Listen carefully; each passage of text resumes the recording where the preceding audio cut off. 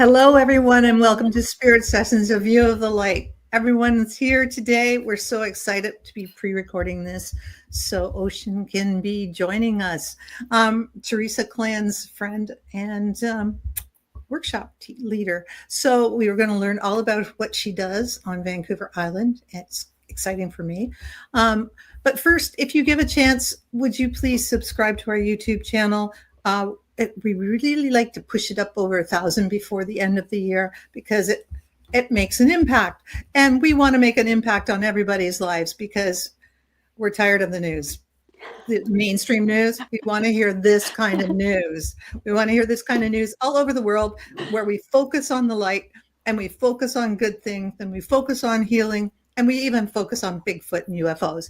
We don't want to hear about the same old stuff that's like 2% of what's really happening in the world. So with that being said, I'm going to throw it over to my co-host.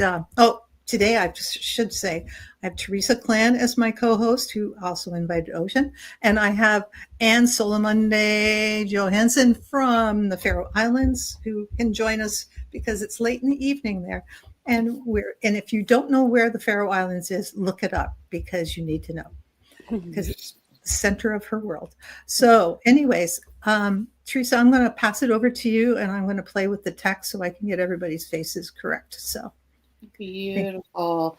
Thank you. And thank you, everybody, for being here and, sharing this beautiful, precious time. And thank you, Ocian, for showing up and gracing us with your presence and your knowledge and your wisdom, which is vast, right? You have such a beautiful website, and on there, it's just the languaging is perfect. So if I can just read from that, because otherwise I don't want to put it through my lens, okay? So, sure.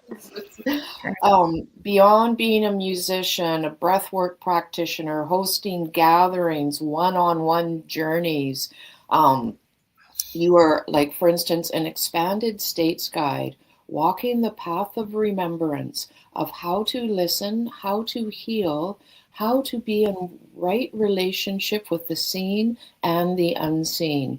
Your work is a weaving of breath, sound, ritual, and deep presence, creating doorways into the liminal, where healing unfolds in its own language.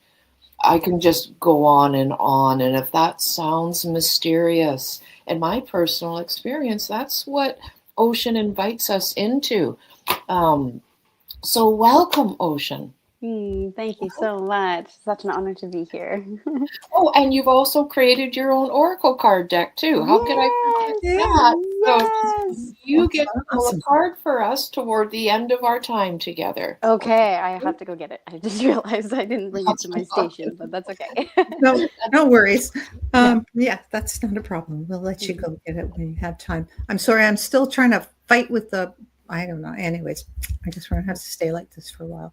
So, it's lovely to see you here, and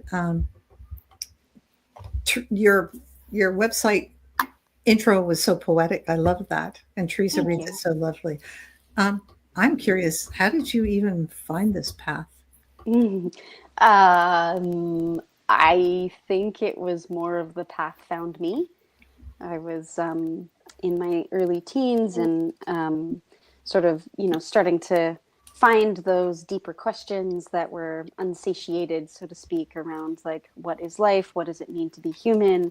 And I started, just really exploring in my own way, my own energy field, and learning about the energy centers and Reiki, and connecting with people on, deeper levels, and being in community and things like that. And then I started sitting with Indigenous elders and, working or learning from, Indigenous elders and sweat lodges and, ceremony. And it really lit me up. It really was like, ooh, there's something there that I, wasn't necessarily taught in my, my sort of core family life. And so there was a lot of outsourcing. There was a lot of curiosity that sort of just led me down a really windy path.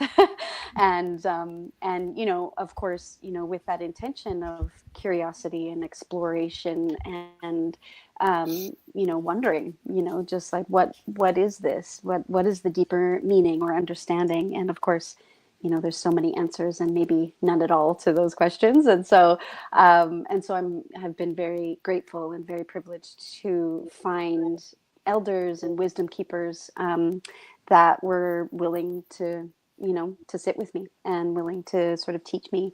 And it wasn't, in maybe a more, classroom sort of Western, way of learning. And so that was, it was, the path is still winding and I'm still very much a student. I'm still very much learning from, the land. And I have, lots of teachers that are, not necessarily human as well. So yeah, so it's been a journey. And I think that, I think the path, as you sort of lead with heart and that, wonder and those deeper questions, the path is, unfolds and you sort of, find the breadcrumbs as you go, so to speak. So I think that's what it was for me. Oh, how beautiful. And I can attest to that when the way that you show up for the people you work with. Like, for instance, we had a one-on-one conscious connected somatic breathwork session that was like 2 hours long. You just bring all of you there, but in a beautiful, gentle way, weaving sound and tension, just everything together. It's like you invite people to discover their own mysteries within them. You're not pushing templates or anything. Yeah.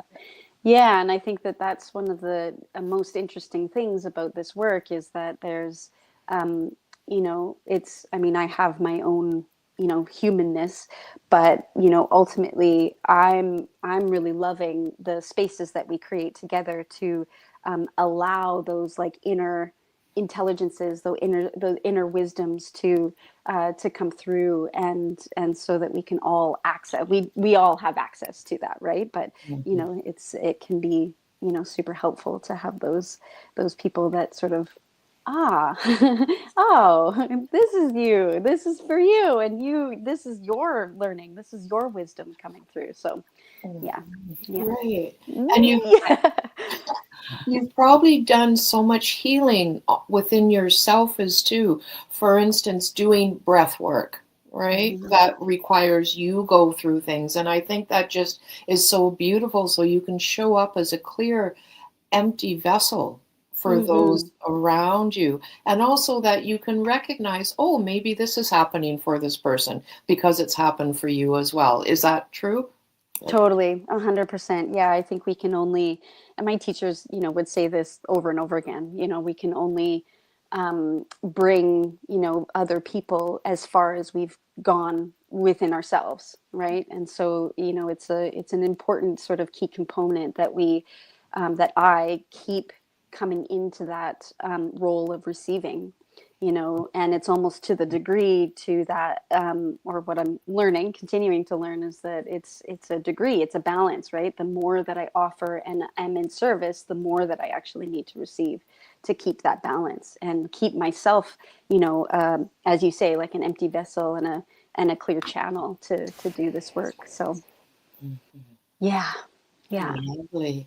And I just so admire, again, how you weave it all together, because maybe our viewers don't realize, but you're also an accomplished musician as well. Can you share a little bit about that aspect of you?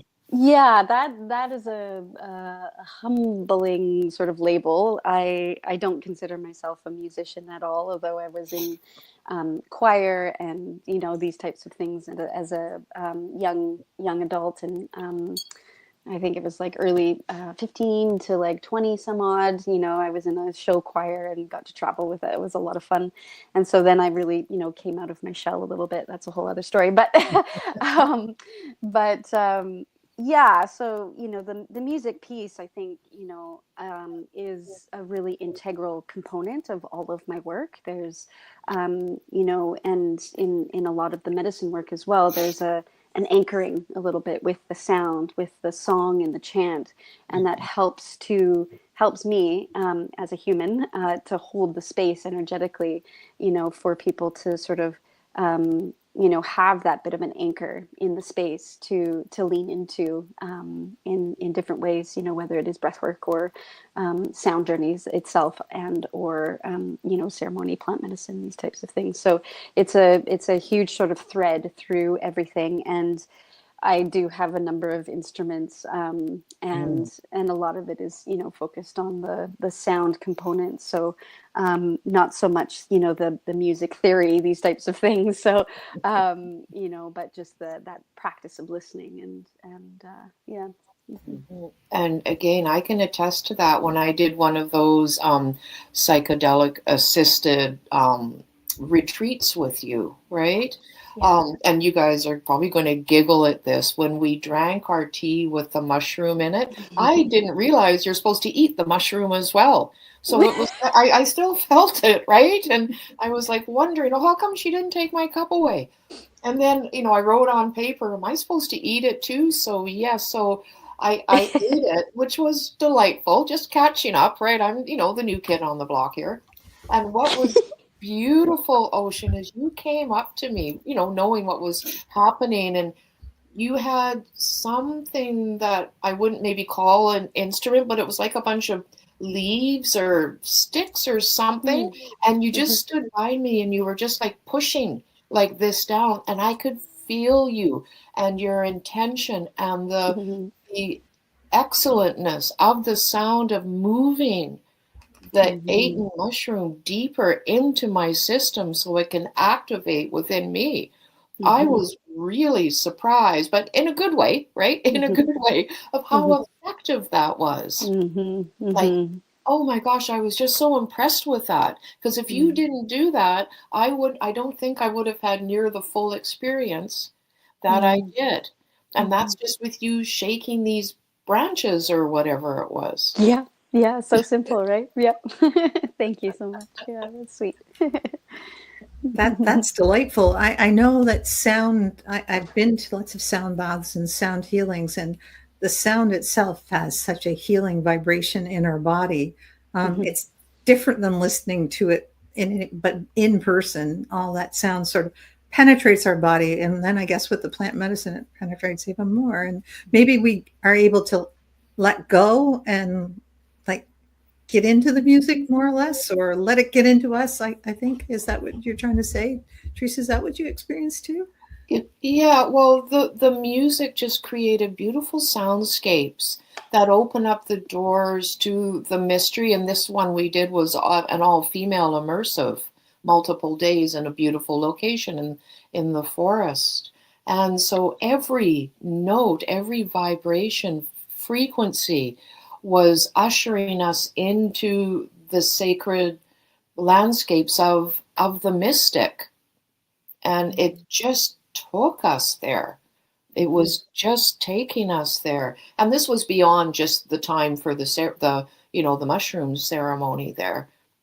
But it was especially during those moments, and I could just feel like how powerful it was for me just to be helped deeper into the medicine by Ocean's expertise. Like, I was just blown away by that. There was a lot of wonderful things that happened and a lot of good things that came after the journey, but we can talk about that, of course. But how profound sound is, and even just using our voices perhaps as well, eh?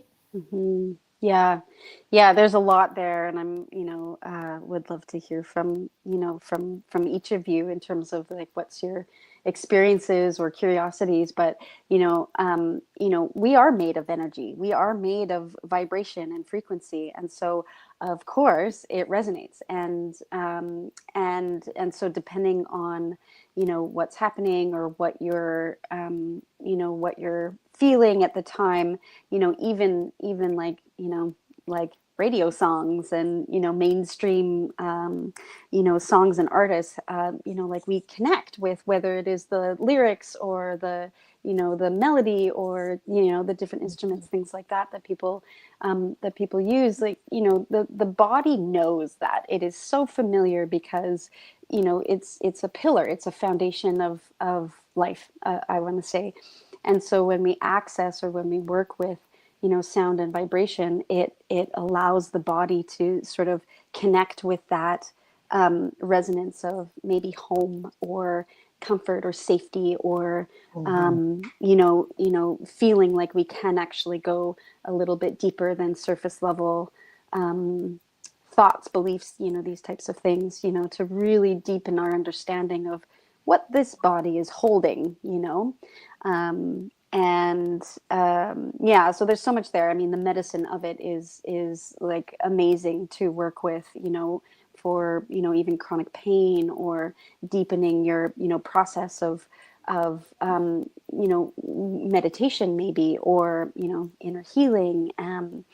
And yeah, and so, and I want to say, like, it really does sort of stem back to our, one of our first experiences being in the womb, right? And they say that Indigenous people say that this is one of the main reasons why they found or created the drum, because the heartbeat of the drum is that first sound that we hear. Mom's heartbeat is our first sort of sound that we hear in the womb.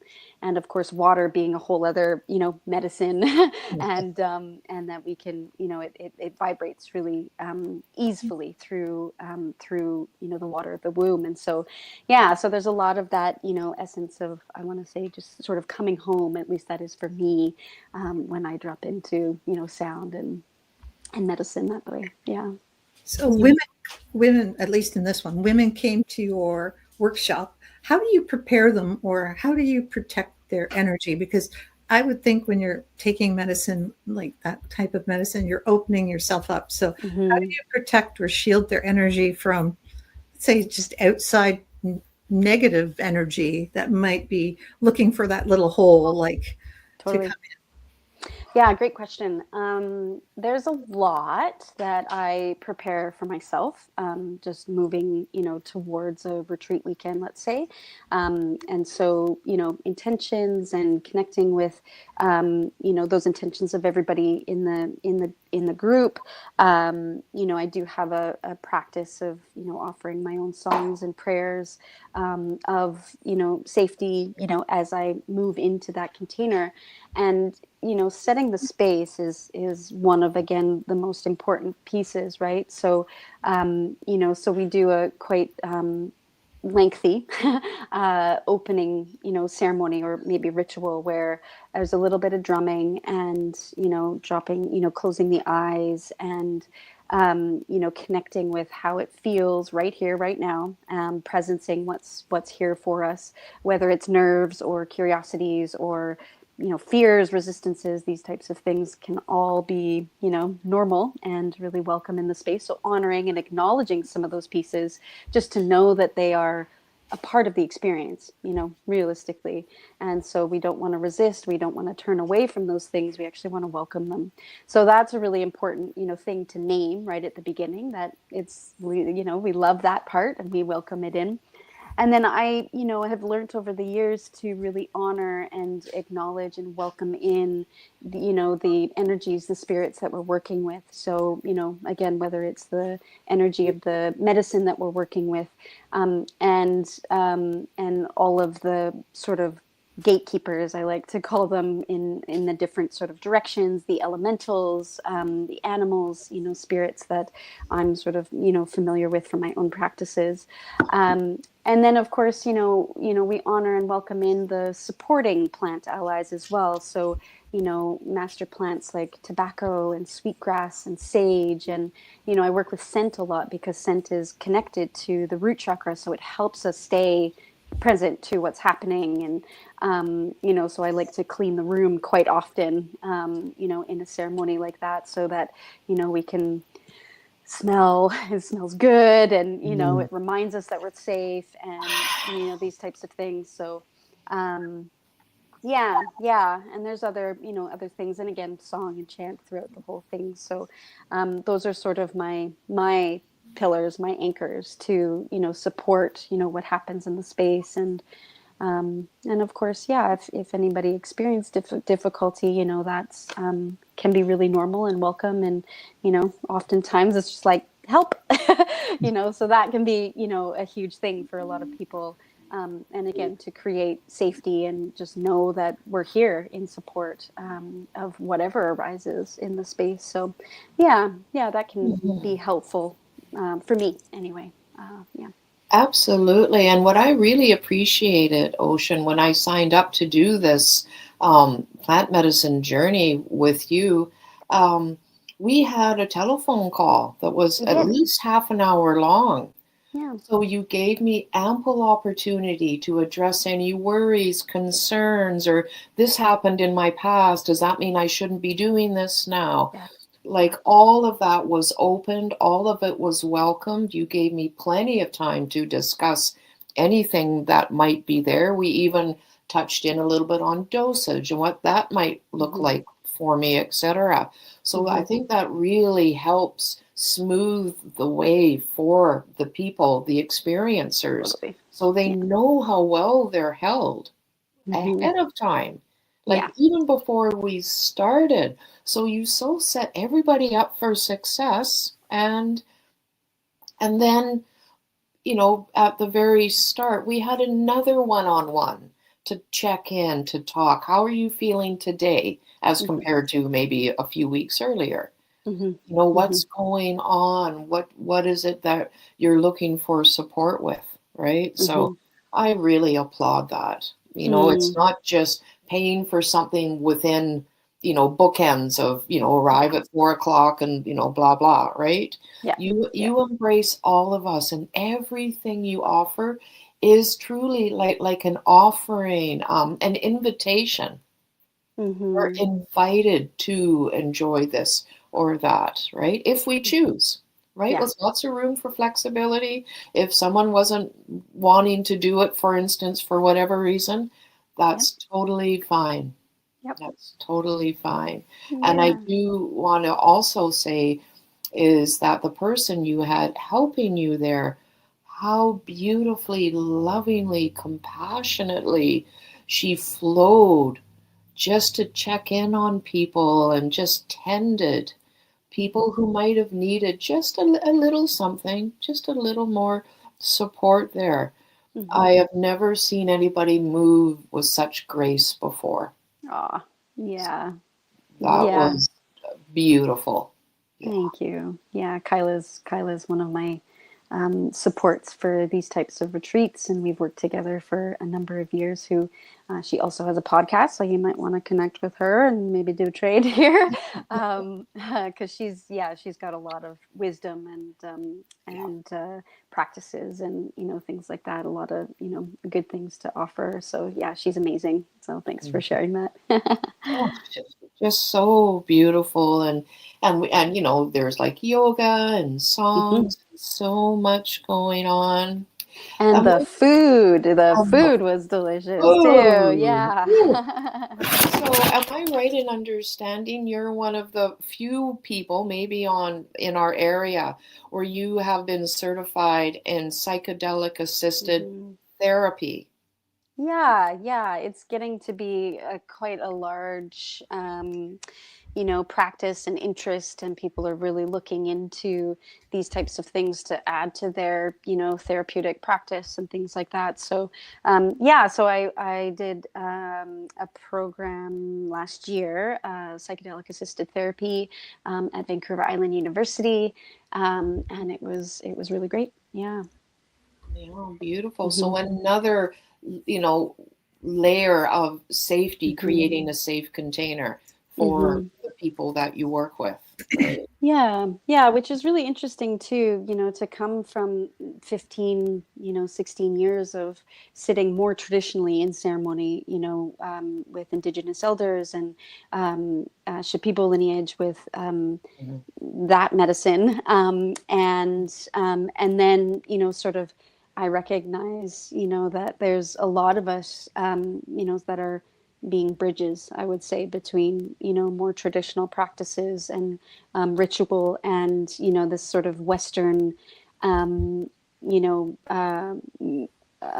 lens, I would say, that we have on, psychedelics and ritual, which I think that uh, we don't have a lot of. We've been sort of disconnected from a lot of that in this Yeah. culture. Again, for not for good or bad, right or wrong, but just the truth of it. And I think that there's a lot of us that are leaning into being this sort of bridge to really remember, through our own lineages and sort of looking back a little bit um, to some of the other or more traditional ways that we through our bloodlines and our ancestry and things like that. So it's really important to have an interest, I would say, or maybe just a know that that working with psychedelics and plant medicines, it has a long line of history, wherever we are in the world. And I think,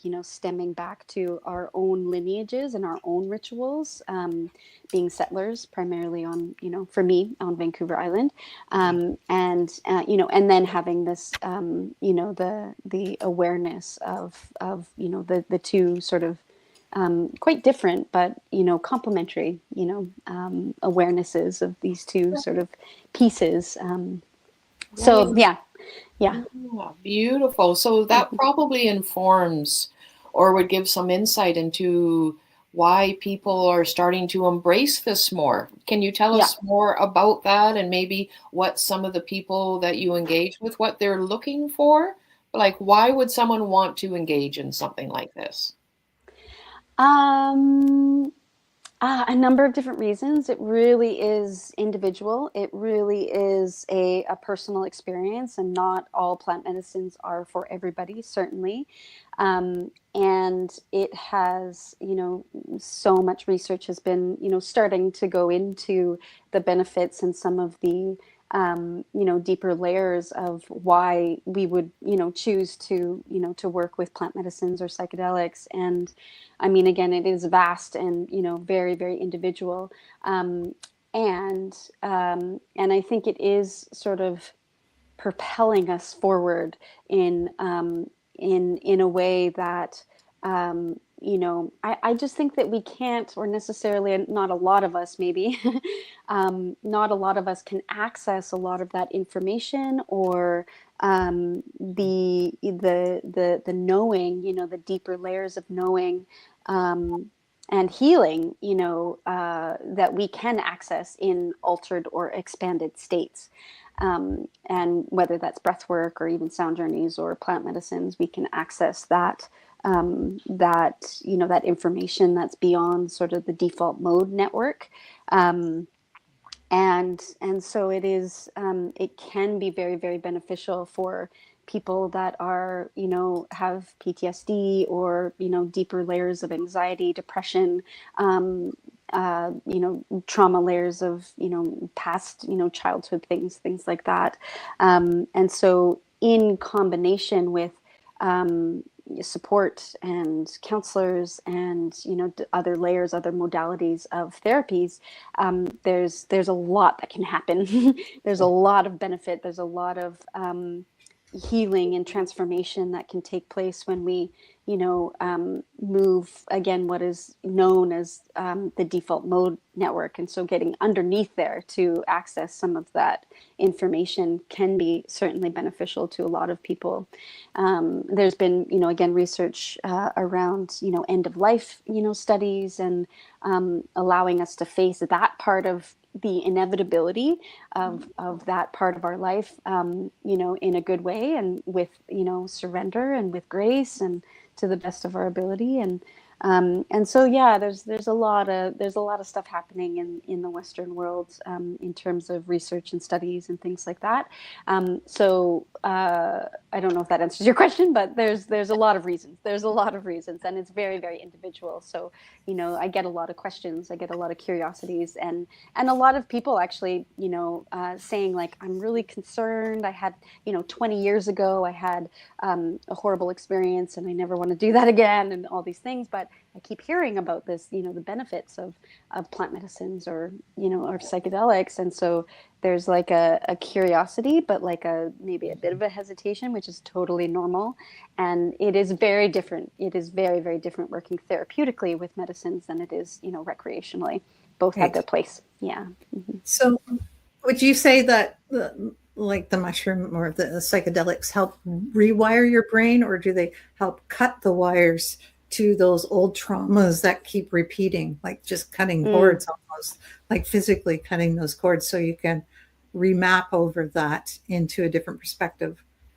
Yeah, great question. I don't think it would be the same as like necessarily cutting cords. I think because the memories are still going to be there, right? The memories or the intense, charge experiences, they're going to be there. And so, what's sort of intended with a lot of therapeutics, or therapies is two things: building our capacity to be with that charge or that intensity or that fear or that memory, as it shows up in our current and daily lives. And it also allows us to sort of reform, or again, rewire the brain to help us be with that experience in a different way. Okay. So it's not changing past. It's not, ending things. It's actually, okay, this actually shaped me. This happened. And, for many years, maybe I shoved it under the rug, so to speak. Maybe I didn't want to talk about it. Maybe it's too hard. And yet there's negative impacts that type of avoidance can actually happen, or, in the body. We start to carry that in chronic pain and discomfort and emotional reactions, things like that to life, and so the plant medicines can help us in ways, I mean, that we don't even understand yet, but it can help us to befriend some of those memories that are maybe a little bit more challenging, so that we can walk in life in a maybe a better way or a different way. So now that you're speaking, I keep hearing the word like recalibration. Yeah. I don't know if that resonates. Yeah. Yeah. Mm-hmm. So I'm new to you, Ocean, and I Yeah. really like your energy. You're very, very calming. You like have this Mother Earth energy, so supportive and feminine. It's like I like a mix between water and earth, and it's beautiful. I love it. Thank you. And also your pictures are so beautiful. I just love them. Thank you. That was a local artist. Yeah, Adam Zorio took most of those, and he's amazing to just like connect the person with the environment and just the feel of what we're going for. So that's shout out so to him. Important. Yeah. Yeah. So I have a question. So when you have these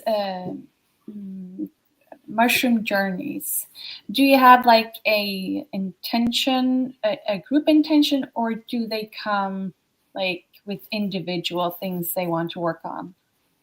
Yeah, primarily it's really individual. As I sort of come to each container, whether it is a group or individual, private sessions, there's overarching energetic, what's happening for me, what's happening for them, what's happening in the world, sort of more collectively, and and so that plays a part, and so there often is a thread, maybe of a little theme or a collective intention that sort of unfolds throughout the weekend as we stay in contact and go deeper and deeper together.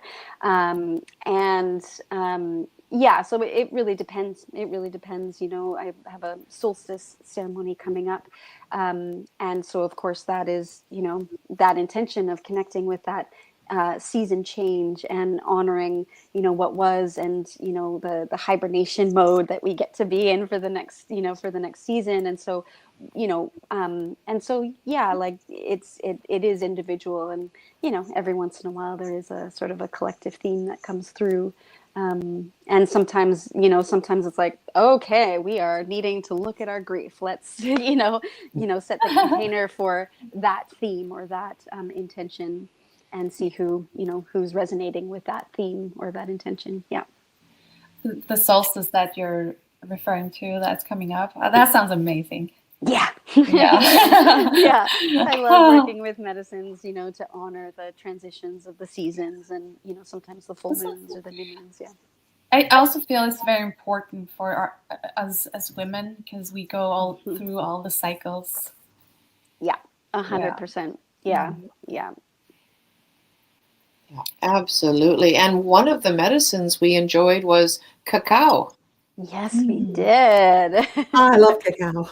Yeah, me too. Cacao with a little bit of rose, and we did. Yeah, it was delicious. It was so good, actually. So I know that some people use cacao rituals for some specific reason. What do you do? Yeah, it is, again, it is a cultural, sort of specific tradition. So really honoring the cultures that, are very much practicing and keeping that ceremony alive for their own people and for their own, in their own ways. And so this, recognizing that, coming to, that tree, that beautiful tree of cacao, it is very much, again, a bridge, and honoring the old, the traditions and the ethically sourcing and, things like that. And, sort of curating it in a way that is honoring of those old ways while celebrating it today.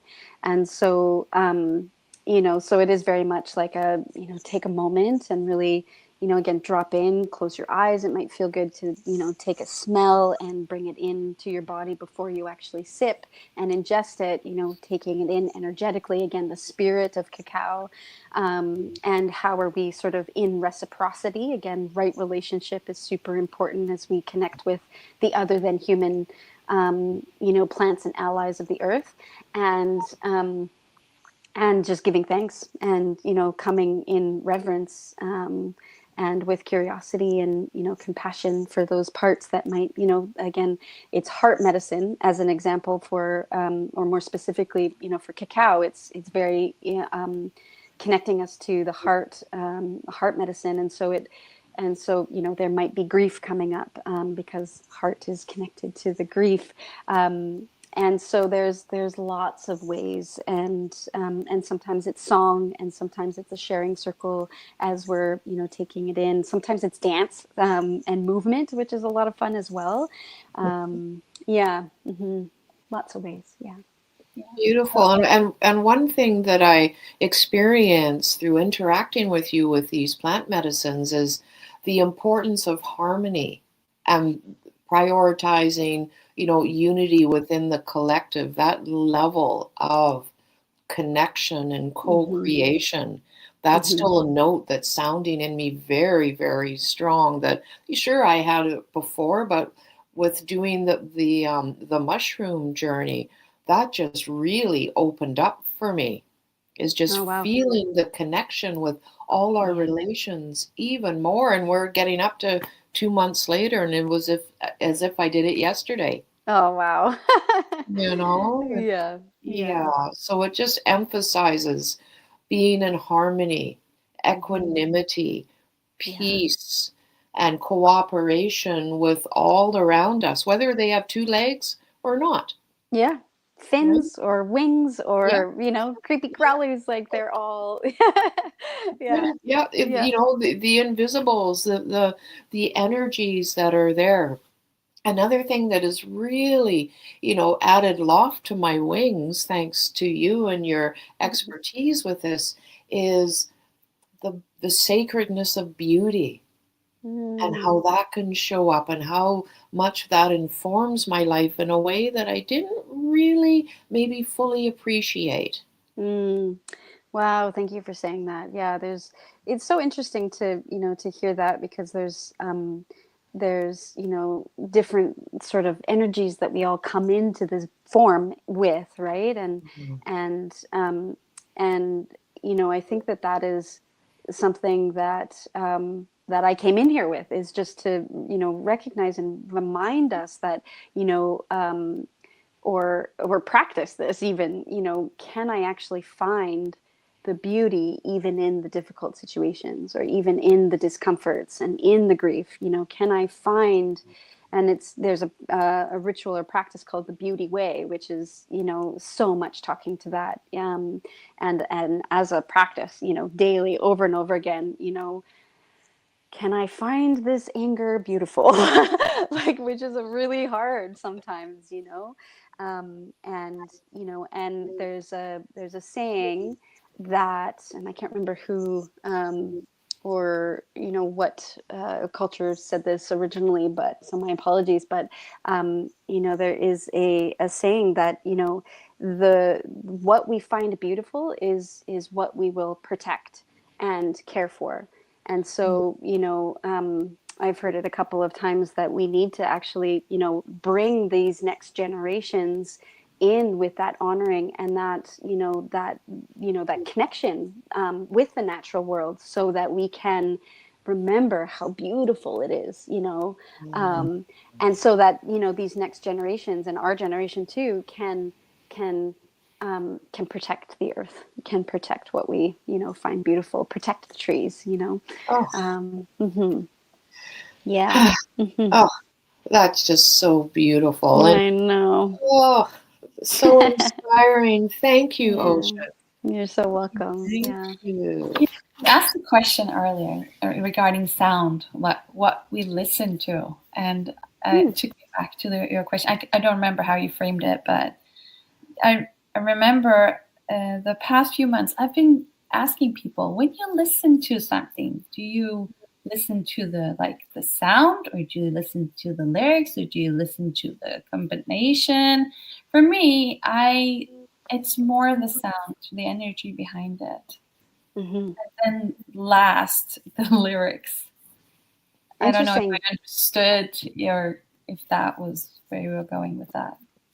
Yeah, we all have, those pieces that again really resonate, and sometimes it is the melody, sometimes it is the lyrics, and I find that I'm a little bit of both. There's one of my favorite songs actually doesn't have any lyrics right now, and but it's just the movement of the sound, and the gentle rhythm and the beat. It's just like, oh, like my whole body just like, sinks into it.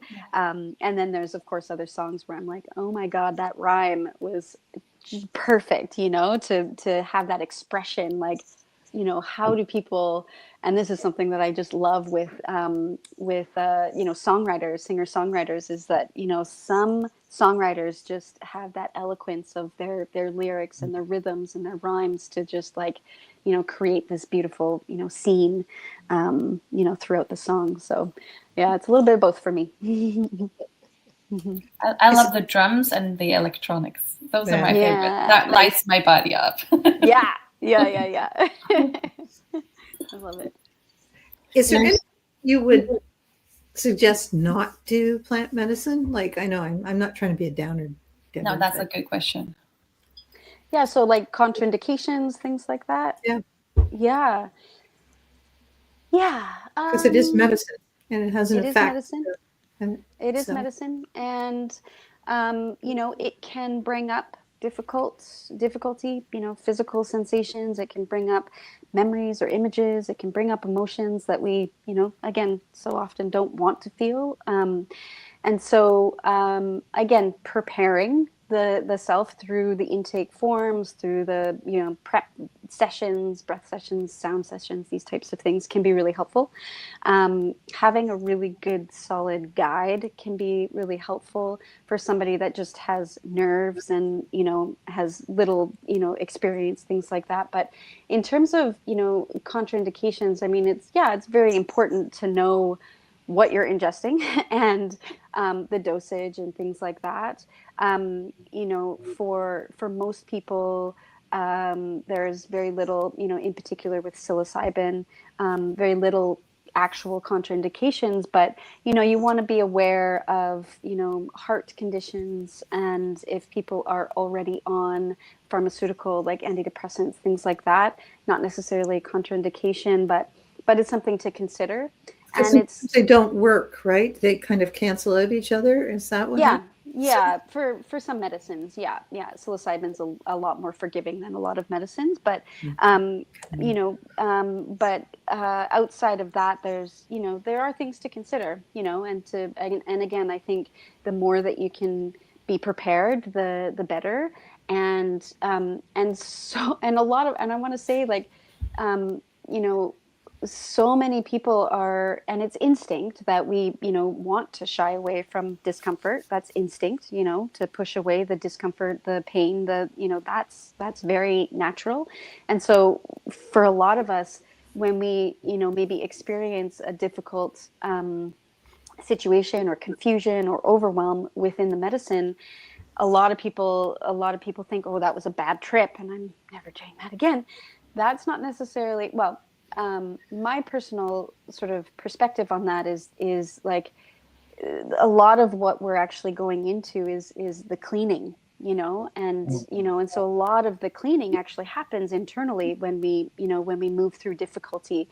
And so it's not necessarily, it might feel like a bad trip, but it's not necessarily, you know, what's actually happening. Again, this is an intelligence. We're working with wisdom. We're working with a very, very old, ancient, intelligent energy. Yeah. And it teaches us in all these different ways. And so sometimes that teaching is, you got to look at this in order to experience the joy that you want to bring into your life. You've got to look at this discomfort in order to move through it, to see the light of the tunnel, you know, through the tunnel on the other side, so to speak.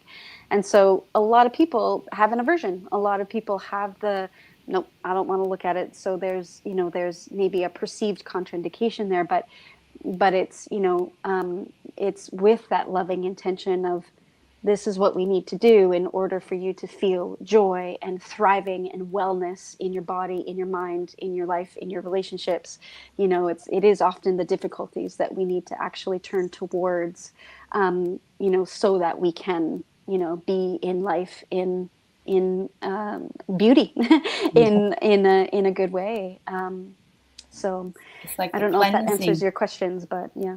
Yeah. And I mean, I can understand why you had to go take the course, because there's so much to it that to make it safe for everyone. So totally. Taking the course really is like taking a life-saving course or whatever. You have to know all that stuff when you're going into it. You not only the soft part, but you have to know those hard little things that you have to know, so you can keep everyone safe on the journey.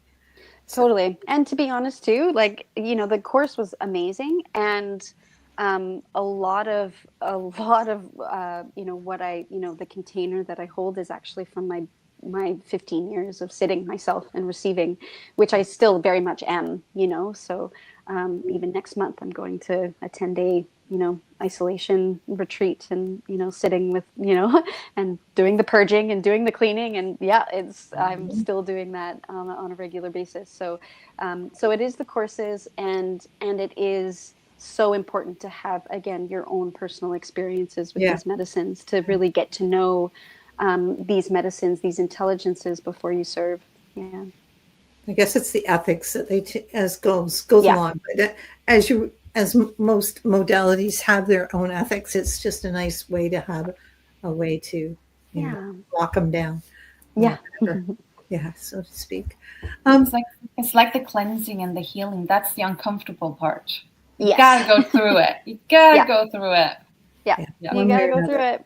Yeah, one way or another. otherwise, I mean, you don't necessarily have to, but it's that energy is somewhere, right? It's got to gonna go stay. somewhere. Yeah. Yeah. And I remember for me, I had the gentler way of it where my purging was yawning and kind of leaking, not crying, but just water coming from my eyes, right? So Yeah. Yeah.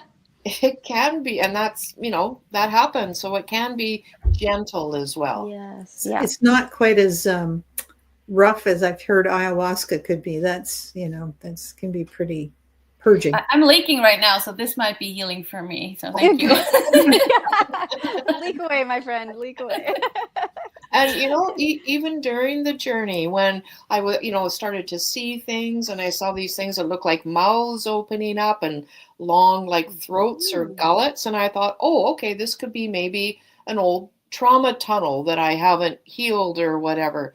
So because I've done so much, I just dove right into it. Yeah. And I went through that dark tunnel until it opened up on the other side to a beautiful blooming flower. And then it was, oh, okay. And then there was another one. So I dove in that. So I don't know, 6 or 7 times that happened.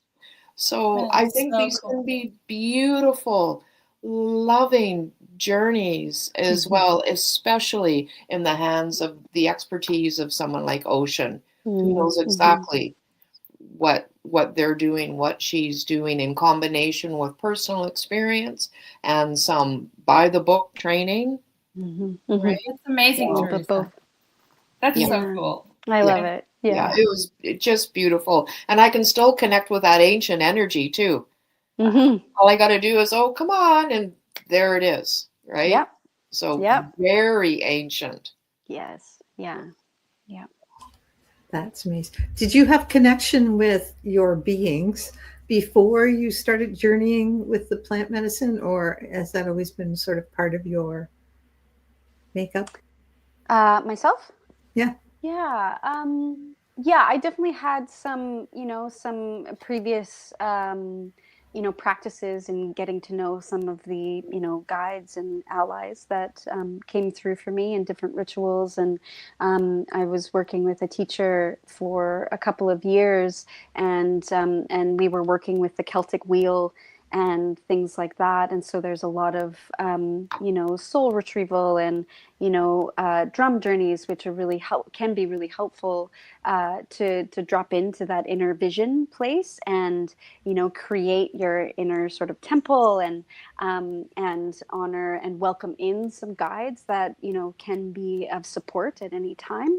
And so, that was at my early stages of sitting with plant medicine. So it had been there for, probably lifetimes, but, but yeah. Yeah. Very early on. Ocian, can you tell us where people can find you? Can they connect with you over the internet as well as in person, or how does that work for you? So I'm on social media, Facebook, Instagram, Ocian Sound. I've got my website, oceansound.com. So I spell my name a little differently. Yeah, great. Yeah, so I spell that a little differently than, the big body of water that we're surrounded with on the island. So Ocian. So I've got my website and all kinds of information. And I usually start with a discovery call that you can find on my website there. I have a newsletter that goes out on the full moon and new moon every month. And so that's just an updated, list of all the upcoming song circles and breath journeys and group stuff. And then I've got some private offerings as well for people that want to explore one-on-ones. Oh, very cool. Yeah. Can we get you to pull a card before we ask you some hard questions? Yes. 1 second. I have to go grab my deck, and my cat is sitting on my... I'm sorry, Mocha. My dog kept bothering me. I'm sorry. She would not leave me alone. She must have wanted to talk to your cat. Yeah. Yeah. If you could hear grunting, it wasn't me. It was the dog. Yeah. No, it's all good. I didn't hear that, but she's like, how rude. Let me go get my deck. 1 moment. Okay. Over here. Sure. Teresa, would you do this again? Yes. Yeah. I Cool. would, because my intention was just to just generally open up my aperture of consciousness and just to discover whatever there was to discover. So it was like a general kind of vague but focused somehow. Paradoxically, it made sense to me anyways. And so, yeah. Was that the What's retreat? your deck called? What's your deck called? So this is my own created deck. I don't know if that's backwards to you or not. Maybe. But it's Ocean's Oracle. And beautiful. so this is my own creation. It follows the energy centers, the chakras, and so there's imbalances to each, archetypes, antidotes, notes for each one. So this is a 62 card deck. Ooh, it's a big. Yeah, this was a long, long journey, 5 or 6 years of creating this, and I got a lot of help designing it and stuff like that. So I'm really grateful to my Will you show us my some team. of the cards also whenever you? Sure. Yeah. So as an example, sound, throat chakra. There's another throat chakra. That's what is that? The heart, crown. These types of things. That are archetype of the crown is the teacher. So thank you. Yeah. So Ocean, you're going to pull a card for the collective. Is that correct? Yes. Yes. Thank you for asking. I love it. So I will do this here. And I like to just feel the energy of it. Okay. So this is the heart chakra. Oh. And it's the resonance presence.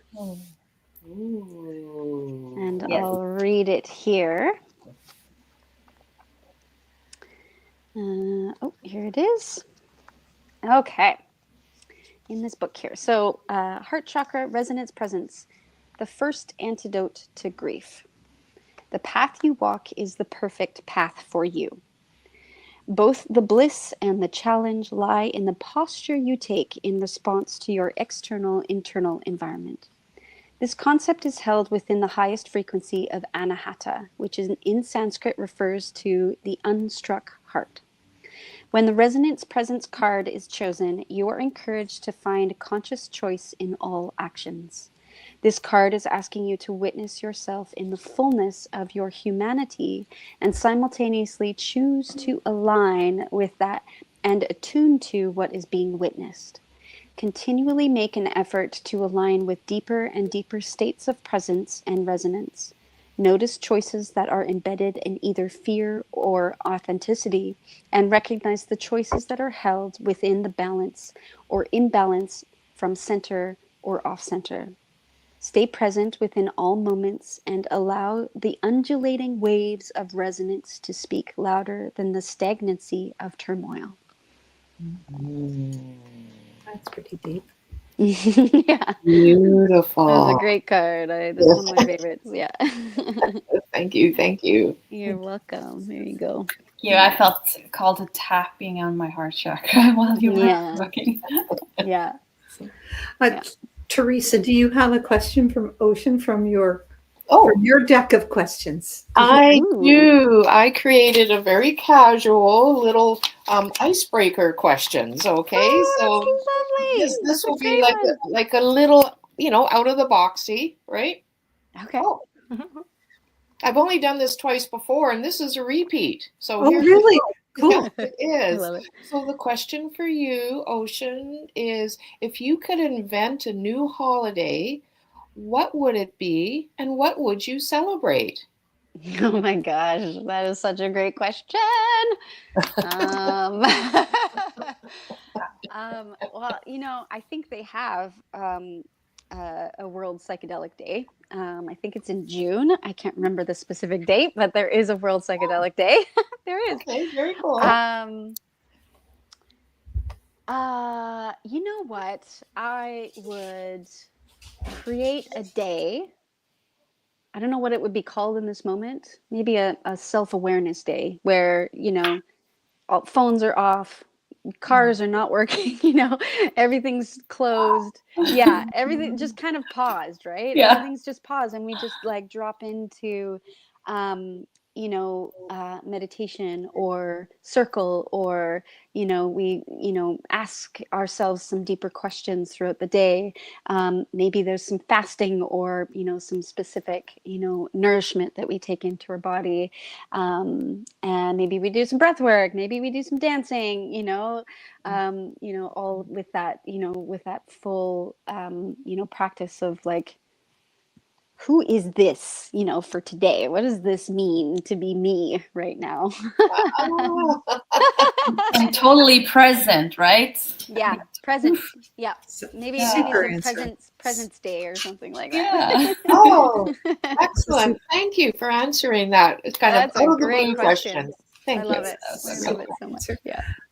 Thank you so much for being with us today. And I'll let the viewers know that all of the contact information and her bio is connected to this video, as will be all the information about our guest hosts. So please check everyone out and check out Ocian, where you know your curiosity leads. Yeah. Anything else, Anne or Teresa, you need to say before we? Thank you for your light. Yeah. Thank likewise. you. Likewise. Yeah. Thank you so much. Thank you all. Thanks, and we'll see you next week. Bye. Bye. Bye, everybody. Remember to subscribe. Like and subscribe.